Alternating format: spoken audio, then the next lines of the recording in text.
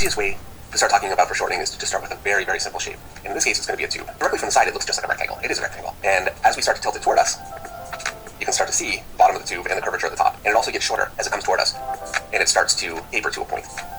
As we tilt it more, we just lower down that point, and the tube gets shorter also.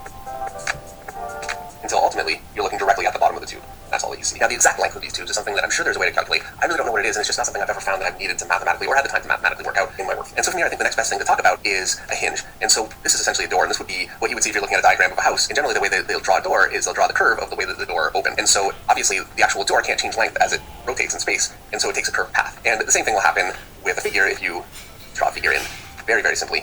Here's going to be my hinge where the shoulder is, and if I have my arm straight down, it would be essentially like this. And as I straighten it out, the length isn't going to change, and it's going to act just like a door in an architectural drawing. And I'm sure it's something you're all very well aware of, but this will be important later on, so I just wanted to throw this in here. And so next we're going to draw some rectangles, and we're going to draw them from some different angles. And so I'm going to start by drawing a rectangle just about here, between these points. And so there's a rectangle, and you can see that it's coming toward us, it's in perspective. And so it's foreshortened. If it were straightened, it would appear to be longer, and it would be just a bit more like this, if we were looking directly at it. And if I wanted to take this rectangle and rotate it around, it would take a path something like this. And so what I'm going to do is, in order to do that, I'm going to take this point, I'm going to move it just about to here, and I'm going to take this point and move it the same distance, just like this. And so now I'm going to follow my new perspective, and I'm going to start to rotate around. Go to here, here. And so you can see that when you turn your forms in space, they actually, I'm using the same horizon for everything, because the horizon is my eye level, that's how I'm viewing everything. So my eyes would basically be here, I'm looking into the scene. And when I want to rotate objects in space, the perspective point also rotates along with them. And it's an important thing to bear in mind, if I'm drawing, for instance, here's a body, if we're going to use just an arm again very quickly, and I've got the arm, and it's coming toward us, but very mildly in space. It's very mild foreshortening, out to the right, just like that. My perspective point would essentially be way over here, and it would be getting larger like this. Something like that. I think my point would be actually a little further even out here to really make that work. And if I wanted to turn the arm, I would have to bring that perspective point in, and I would end up with something that would follow along this point. So, and it also foreshortens. And again, if there is a real mathematical way to get this working exactly perfectly that length, I really don't know it. As far as I know, getting that length worked out, if I was to make it longer, it would just make it appear that it's less foreshortened. And so I could also put the point directly behind, and obviously you would just see, let's quickly draw that in here. You would just see the fist. You really wouldn't see much of the arm at all. You would see the shoulder, and because the arm is wider than the hand, really drawing a mess, you would see some of that also. That's about all you would see. And so what I'm doing is I'm drawing the arm, arcing around as it comes around, and my perspective point is just moving along with the arm. Now, again, I don't use perspective points for this. You really need, I think, to be able to do foreshortening well, you need the ability to just draw objects in space yourself from any different angle, and it's a very intuitive, easy thing to do. I think that you really don't need to be using perspective in order to get this working for you. But I will say, in terms of drawing a gun, for instance, if I wanted to draw this angle, what I would do is just quickly sketch it in, and I know this is basically what I want, and I would just draw my perspective on top of what I've already sketched in, and I would get something that works with the angle that I have at work. And so that's all well and good if I'm drawing just one large shape that's receding back into space. But if I want to draw a shape like this, and then draw an equally lengthed shape like this behind it, and make sure that one is longer than the other, the truth is, I also just fake this, but there really is a way to do this properly and make sure that your proportions are absolutely correct if it's something that you're concerned about. And so let's draw, I'm going to use just a simple rectangle shape again. I'm drawing this on top of upper perspective. I'm obviously not using a ruler to draw my actual rectangle here, so I'm being a little bit lazy, but you get the idea. And so now if I want to make the next rectangle back exactly the same length as this, going back in space, all I need to do is draw a line from this corner to this corner. As long as I keep the angle of the line the same, I can just reproduce that, just like that, and get something that's accurate.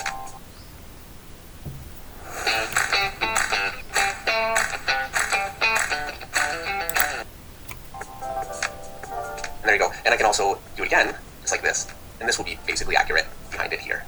I can go back in very predictable lengths, and so if you're not comfortable in just faking this yourself, or if you're not really being aware of it in the way that maybe you should, it's something that you could really kind of try, is just take the top of it, draw a line across, and then draw a line across, and it'll give you a good idea of how accurate your sizing was. But all that is dependent on making sure that this line here, these lines are all parallel. If you obviously don't come off a parallel, you'll end up with something quite a bit longer or shorter, depending. So that's something you really need to be aware of. And so I can actually take this, and I can make a tube for my wrist. At my elbow, it's going to be wider. And here will be my forearm, like this. And in here, I'll draw my upper arm and my shoulder construction, like that. And I can put a hand on the end of it. I can get something that's pretty accurate with the angle that I've chosen, just like that. Another thing that's very important to bear in mind is when you're drawing your first rectangular shape, and I'm not going to use perspective for this, I'm just going to kind of fake it. You can make that first shape as long or as short as you want. There's no rule behind it, obviously, because not all rectangles are the same length. And so you really have to use your own common sense for how long that shape should be. I can make it very, very long, like this, and then the next shape obviously would be just as long going back. Or I can make it very short. Basically, all the other rectangles or all the other shapes that you recede into space will reference from this original shape. But this original shape really is your choice. And so a way that I can really use this, actually this time we'll draw a leg, just to change things up a little bit. And so I've got my shin, my knee, knee behind that, and my thigh behind that. And I've got my leg going back in space here. And I'll draw my foot coming off that whole operation. Obviously, just a quick sketch in here right now. You clean things up a little bit just to get something a little bit more polished.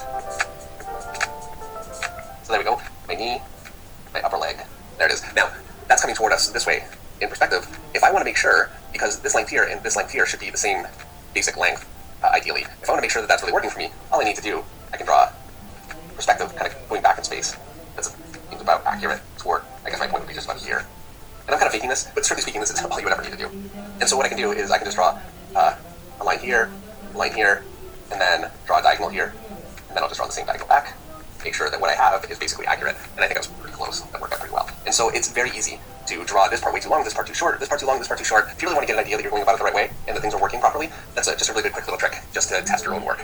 There are a couple important principles that will really set you forward with your foreshortening and make it much more believable. And to start, I'm going to start with just some simple shapes. And you can see what I have here are just some lines on paper, kind of outlining basically a shape. And I'm going to take these lines here and put them in front of these lines here. I'm going to do that again here. What that's doing is really bringing this one forward in front of this one's in front of this one, and I can really make that much more clear even, just by kind of completing it out just a little bit. And there you go. And you can see just how much depth that has in space just by the overlaps that I created, and I made sure to be consistent with them. I can actually take the same shapes again. Let's just do it again.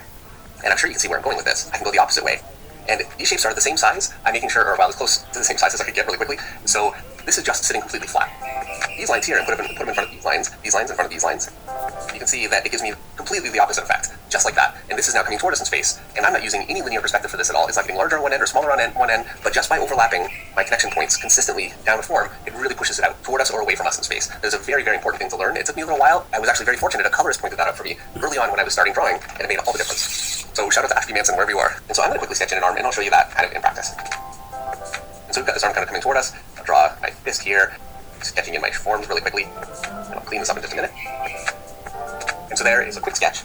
I'm going to go ahead and I'm going to draw this without using any real overlapping, and we'll see the difference it makes when I start to properly overlap my forms. And this actually by now is going to be a bit of a fight for me to do. We'll see how I do with this because I've been doing this for so long, I'm basically programmed. Matter of fact, I think I'll actually do the whole thing wrong. And I think that will actually drive the point home even more. And again, this is a real fight for me to get across because I have been doing it the other way for so long. And so there you go. There's an arm foreshortened, and I've drawn all my connection points the opposite way that they should be, and you can see that it looks incredibly odd and very flat sitting on the page, even though the underdrawing it had the feel that we were kind of looking for. And this is one of the reasons, right here, I think this might be the fundamental reason why your sketches can have so much more energy than your finished drawings. It's this fact right here. And so let's go ahead and fix this. And so this tube, essentially, I'm going to draw this whole thing just as a simple tube, is going to come out in front of this shape. This will overlap over the elbow here, and my tricep under there, my bicep connect in behind there, and that connects around my shoulder. And there, I've got everything connected properly, and you can see that arm now all of a sudden, just by changing those connection points, and really nothing else, looks like it's sitting properly in space, and it has the direction and energy that we were looking for. So I would put a lot of attention into this into your drawings, and I can do the same thing here. Now you can see I've kind of got this overlapped, and this is overlapped properly, and I just do this naturally, just after so many years. This is overlapping from what's behind, and I just consistently make sure to be consistent, and it really pushes things forward in space. I'm off the page, apologies. So it really pushes things forward in space, and it really is just using this technique right here. Very simple. All of this linear perspective and using perspective points in the whole thing, this is really not the way that people actually work. You need to get a good feel of adjusting lengths of your objects as they go back in space without having to measure. So I'm going to draw this one. The front one's going to be pretty short. It's coming much more toward us than this one is, and so I'm going to make this one just about half as long, just about like that. And I think that's probably pretty accurate, and I can measure that. I'm not going to bother. And I never do when I'm actually working, and I cannot possibly imagine that you would be doing that very often either. I think maybe the worst thing that you can do is do half of, let's say, your arm this way and half of the arm this way, and not realize that you're doing it, and you end up with something that really sits inert on the page and just looks odd to the eye. And it can be easy to not know what could have caused that. And so now what we're going to do, and I'm going to sketch in my perspective. So I'm going to put a point here, put a point here. You really don't need to go in and draw in proper linear perspective with a ruler unless you want to be very accurate. And because we're drawing figures with no linear background, that just seems like more work than any of us really need. So there we go. It's very loose. And let me also, now this is a 3-point perspective. I'm going to, because I'm looking down at everything, I want everything to get larger as it goes up toward the horizon line. And so I'm just going to fake this in to just get something that's fairly accurate. This would be a perspective point way down below the page. This will give us everything that we need to get started. I'm going to go ahead and lighten this down just a little bit. Drawing directly on an iPad screen doesn't really allow for precision, right? Well, the only thing you need... Now that it's impossible for you to see what I have on the page, I'm going to go ahead. I'm going to start to draw a figure. I want my figure, and I'm just going to sketch it in. Be something like this, you know, and I'm not worrying about my proportions at all, and so the legs are way too long, my arm is too long at the bottom, I've got my head not really sized, and what I can do to really make this much more accurate, I've got perspective in there. So my chest is about here, and my pelvis and stomach is about the same length as my chest, and so what I'm going to do is I'm going to measure it downward along my perspective. And so that's going to put me about here. I was good. lean this up a little bit. And my upper legs I want to be about the same length as my chest. I have my line here, bring that down. So I'm going to put my upper legs here, keep going down, my lower legs will be here. And so I can really start to receive my figure downward in space pretty heavily and get something that really looks like it's dropping down in space. And do it fairly accurately. And you can see now he's getting larger as he comes up toward us, toward our eye level, and it looks like it's working in a pretty accurate way. Now my upper arm, I've got about this long, so I'm going to, because the arm is angled, I can't use the perspective that I established here, so what I'm going to do is just adjust it a little bit like this. So it'll be along the arm, and so I'll be just about like this. And you can see I'm really just estimating with all this. It's really not so important to be completely perfectly accurate. So I've got that length here, I'm going to go along the same angle, and that's going to put my wrist just about here. So let me erase that down, draw that in, just like this. You can see that pretty well lines up with where I want it to line up from the pelvis. Then my other arm comes up along here, my elbow comes along here, so I really don't need to measure it, I can just draw it along my established perspective. Strictly speaking, I could have drawn the lengths of my arm. Now that I have my body landmarks in, I could have drawn my arms, just using that as a guide instead of having to measure it out. And so there's a figure fairly accurately drawn. It shows all the basic principles of just measuring your shapes downward as they go. Let's do another figure. I'm going to basically draw my figure. I'm going to draw my figure line down. So I think what I want is something like this. So I'm going to draw basically a simple box, and this is going to be where my figure is going to sit. So I think my legs are going to be here. This is all going to be pretty short, so I need to try and keep this fairly clean. And then I'm going to draw that same angle again. That's going to delineate my neck section kind of here, and then here, we're going to make it. I can say, okay, my feet are here. There's another foot. And my upper legs, I had measured here, about here. And so, draw my pelvis in perspective, simple shapes. My lower leg started here. So my other leg will go along here. And my chest, stomach area will be just about here. Chest will be about here. My head about here. And then my arms will come out. I'll stop my upper arm just about here. And my lower arm, if I bring it here, it'll be all the way to the knee. So I need to bring that up actually just a little bit. Bring the whole operation up. And there are ways to do this more accurately. But ideally what I want to do is just find something that's going to give me enough of a framework to get across what I'm trying to get across with my artwork without bogging me down. Something that's going to be impossible for me to recreate on a schedule. And so there's basically my figure in perspective lying down, foreshortened, using decently accurate measuring. And so now what we're going to do, I'm going to draw a figure, and I'm just going to start to sketch him in. He's going to be sitting on the ground. Got my pelvis right here. And I want one leg projecting out toward us here, and the other leg coming out here. And so this leg will be foreshortened this way, and this leg will be foreshortened this way. And so really what I can do is I can just say, okay, my horizon line is going to be about here. I can lower it or raise it, and if I lower it, then the leg would be lifted much higher. If I raise it, the leg would obviously fall much lower. But for this one, we'll put it about here. I'm going to say I want this angle for my leg, so that would put my perspective point here. And I want this angle for this leg, and so that would put that point here. So that's about where I'm at, right here. Just like this, for my legs. And so what I'm going to do, I'll start to draw this tube here, this tube here. And again, I can measure this, but I can say, okay, I'm here to here for my lower leg. And so for my upper leg, I want to be, let's actually come halfway up to the knee, so it's a little more accurate. There. And so my upper leg I want to be about here. And I'd say I'm pretty close. And this is just, you do this enough times, and it gets much easier. I think you'll find that, for the most part, you really won't need to be measuring at all. So there we go. There's a leg foreshortened that way. And now, if I use the same horizon line, this other leg is going to be sitting on the same floor. And so I'm going to say, I want... Now, they're opening like a hinge also. So my one hinge point is here, one hinge point is here. It would basically go like this. This would be straight down with the body, like that. And this leg would do the same thing, and it would... So my hinge point would be like that. And so I'm going to want to be about here, I figure. So let's try my foot. Say my shin is going to be just about here. I think I might be a little short, like that. And so there we go. He's got his legs foreshortened at two different angles, but along the same plane. And so I've got my tube connecting into this tube here. It connects over the knee, even though, and I know, the knee actually connects down into the leg this way. But for foreshortening to really work, I still want to accentuate that line over it. All my tubes back into each other, very, very simply. And from here, I can start to draw in my actual anatomy on top of what I've got established. Get something that's a little bit more finished, but making sure that I'm drawing my muscles all along that way. And so you can see that for my knee, I kind of went with this sort of a shape for it. And this knee, same kind of a thing. I think drawing your knee that way could be very helpful, as opposed to trying to draw a more complex shape. And it's very easy to get something that shifts or sits on the leg in the wrong angle. And also drawing the top of the knee as this kind of a curved shape gives you the plane that the muscles on top of it rest along. One final note that I want to make, I've got this arm heavily foreshortened coming toward us, and in order to do that, I just have one simple tube shape. It's wider in the back because the elbow is wider than the wrist, the back of the arm. And another tube shape here. This tube shape is just about even front to back, and then the shoulder here. And the hand attaches off the front, basically like this, off of the wrist.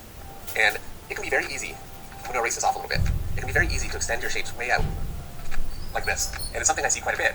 And it's very important to make sure that you, especially with extreme foreshortening like this, it's very important that you really establish the front of your shape where it's more narrow, and then the back, and really push that back. And that gives it a lot more depth and space. I can do the same with this. I'm making this this is my triceps that you see just poking out the back here, and I'm bringing this well back and making it very short. If I was to, and we'll do this again, if I was to round that way down, it really softens the whole shape. It'll still work, but I think it gives it a lot more dynamic power when I really push that shape well back into the form. So it really is a difference between an overall soft form and a form where I'm really pushing my shapes back, like this, as opposed to, and it just, to me, it gives it a lot more pop and a lot more bounce, as you can see. Alright, that's going to do it for this one. Thank you so much for watching.